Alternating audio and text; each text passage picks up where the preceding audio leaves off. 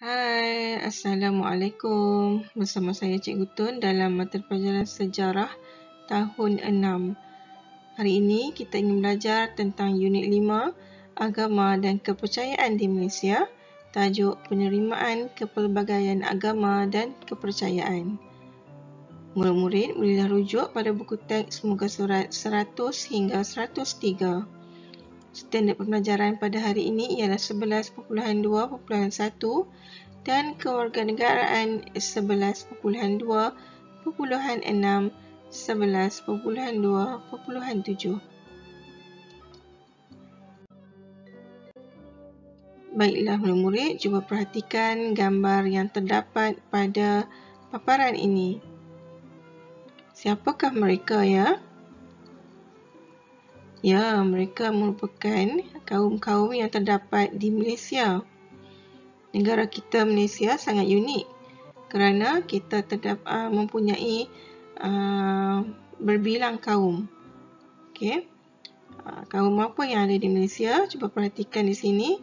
Yang pertama ialah kaum Melayu yang berada di tengah ni. Kaum Melayu ni merupakan kaum yang paling terbesar di Malaysia.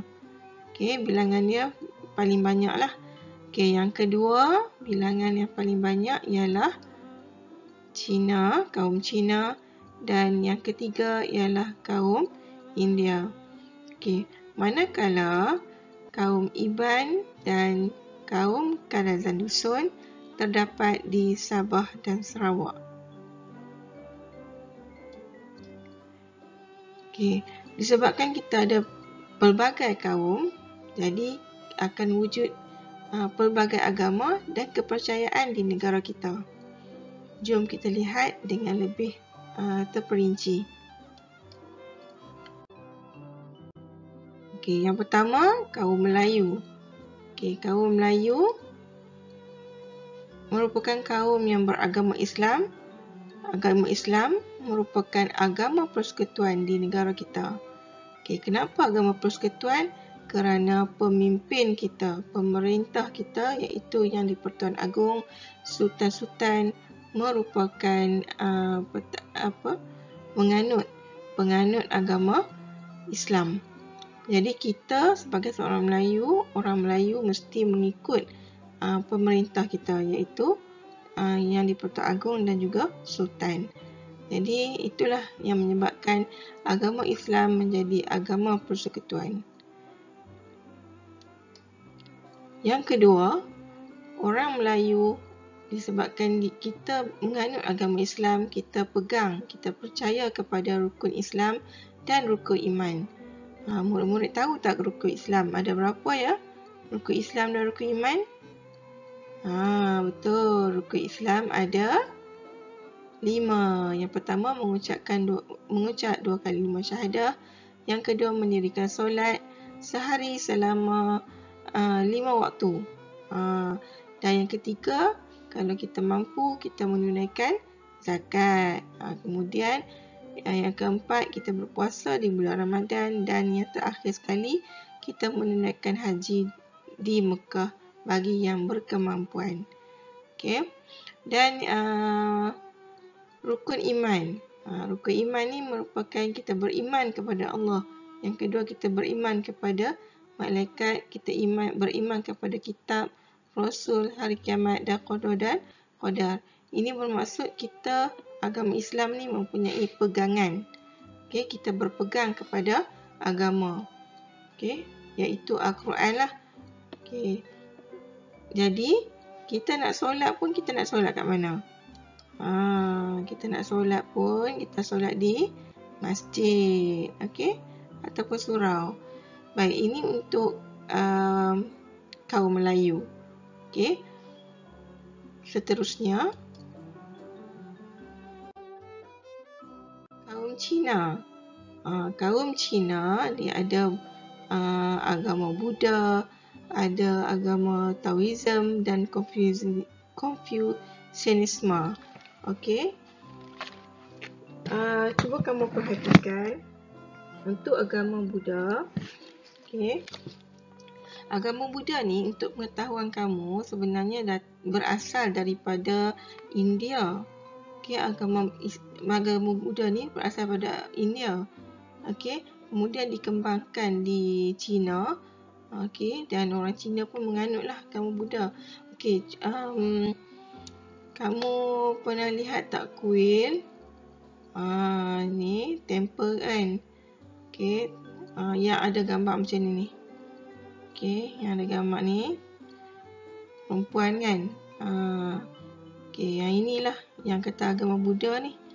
Okey, kepercayaan dia ialah melakukan perkara yang baik. Mereka percaya melakukan perkara yang baik dan meninggalkan perkara yang buruk. Dan mereka sembahyang di wat. Ni wat lah. Okey, mesti ada patung ni lah yang besar kan. Okey. Yang kedua, kepercayaan orang penganut Taoism. Okey. Yang sebetul-betulnya, yang asal lah, untuk orang Cina dia ada dua lah. Taoisme, okey, Taoism ataupun Confucianisme ni, dia ada pandangan masing-masing lah. Sebab sebenarnya agama-agama ni tidak ada pegangan. Okey, sebab dia macam kita, agama Islam diturunkan melalui wahyu kan. Okey, kita ada Allah. Okey, jadi macam penganut-penganut ni, dia dapat melalui penulisan, melalui lisan. Okey, jadi itulah beza antara agama Islam dengan agama Cina. Okey, pandangan mereka yang beragama Taoism ni, mereka lebih mementingkan keharmonian hidup dengan alam semesta. Okey, berkaitan dengan alam semesta, melebihilah dengan prinsip-prinsip hidup yang baik ni. Okey, kalau Confucianisme ni, okey, dia lebih menekankan sifat kemanusiaan, berperi kemanusiaan, mengajar prinsip-prinsip hidup yang baik. Contohnya, yang muda mesti hormat dengan yang tua. Okey, yang muda mesti hormat dengan yang tua. Okey, ini tempat dia beribadat lah. Tempat ibadat, cuba perhatikan perbezaan lah. Untuk Buddha, dia ada patung ni kan. Yang ini tak ada patung pun. Okey, kemudian kepercayaan Taoism ni, Taoism ni, dia sangat mementingkan keharmonian hidup dengan alam semesta. Keseluruhan lah. Okey, bukan hanya hidup manusia, tapi keseluruhannya. Okey, berkaitan dengan alam dan sebagainya. Okey, lebih meluas lah berbanding dengan Confucianisme ni. Confucianisme ni biasanya dia lebih menjurus kepada nilai-nilai murni yang perlu diterapkan dalam kehidupan seharian. Okey, berkaitan dengan perhubungan kita antara manusia dan manusia. Jadi dia menekankan sifat perkemanusiaan. Itulah perbezaan yang ada pada agama-agama pada kaum Cina. Okey, dalam kaum Cina. Seterusnya kaum India. Okey, India ni seperti benda yang kita tahu, memang berasal daripada negara India lah. Okey, India ni merupakan kaum yang ketiga besar di Malaysia. Okey, dan mereka ni sangat percaya kepada hukum karma. Apa tu hukum karma?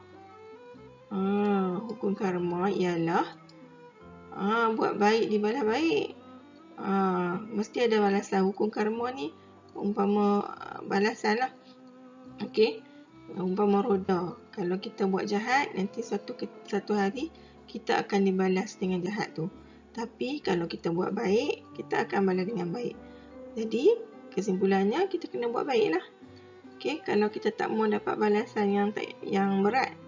Okey, ini untuk masyarakat India, dan mereka bersembahyang di kuil. Okey, kuil ni ya. Okey, seterusnya ialah masyarakat Kadazan. Okey, kadazan dusun ni banyak terdapat di Sabah dan Sarawak. Okey.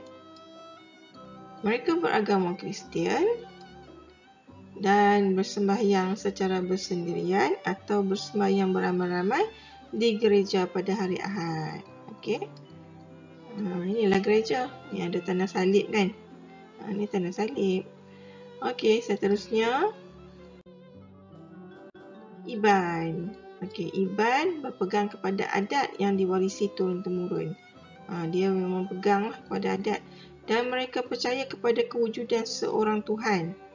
Kita ada Allah, tapi mereka ni ada Tuhan, iaitu yang terdiri daripada 7 orang dewa yang mencipta dunia ini dan alam semesta. Itulah kepercayaan mereka.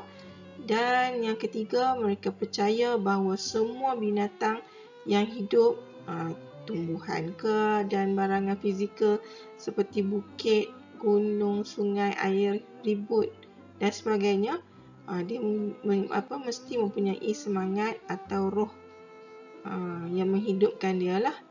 Okey, itu kepercayaan bagi kaum Iban. Baik, yang seterusnya kesimpulan. Okey, apa yang boleh kita simpulkan di sini ialah walaupun negara kita ni mempunyai kita terdiri daripada berbagai kaum dan mestinya kita akan mempunyai agama yang berbeza dan kepercayaan yang berbeza, kita mesti hidup dalam keadaan harmoni. Okey, kena saling hormat, menghormati. Okey, bagi mewujudkan perpaduan, macam mana? Kita patut terimalah keadaan tersebut. Okey, kita menghormati prinsip ataupun pegangan setiap agama yang ada di Malaysia ini.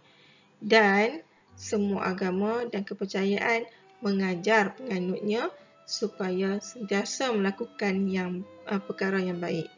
Jadi, tak perlulah kita risau kita ada banyak agama, susah untuk kita beribadat. Tak perlu. Kita hanya perlu menghormati kerana setiap agama